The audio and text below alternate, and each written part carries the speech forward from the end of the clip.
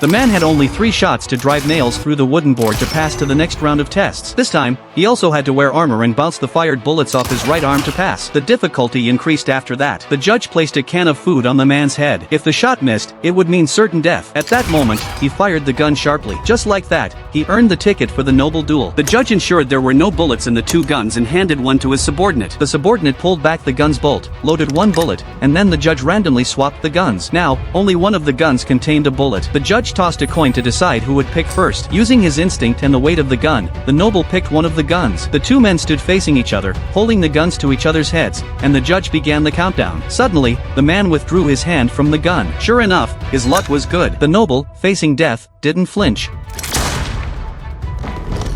After seeing his opponent fall motionless, the man handed the gun to the judge and turned to head to the next battlefield. The difficulty increased again for this round. The 2 contestants stood behind a screen, each holding a gun with 1 bullet. The challenge was now speed and intuition. As the sun rose, the man's shadow accidentally fell on the screen. The judge began the countdown. The opponent fired at the shadow on the screen, but missed completely, allowing the man to counterattack through the hole. After confirming his opponent's death, the man left in a cool manner. The man was a fallen noble, and often other nobles contacted him through intermediaries to represent them in duels. Though he made quite a bit of commission this time, he was still shot in the shoulder. After returning home, the man lay in a bathtub for treatment. As the doctor removed the bullet, a large group of police officers burst in and took him away. The police suspected his identity was questionable. The records listed him as a retired captain who had been injured, but in less than 4 months, he had killed 5 nobles through duels, all from the same faction. The police suspected he was plotting to assassinate other nobles and prepared to take him back for further investigation. At that moment, a noble stepped forward, claiming to be the man's relative. They were half-brothers from the same father but different mothers. Although the noble had heard of the man, they had never met, so could not confirm his identity. To prove his identity, the man pulled out a revolver from his clothing and suggested solving the issue through a duel. He unloaded all the bullets in the chamber except for 1. The man held the gun to his chin,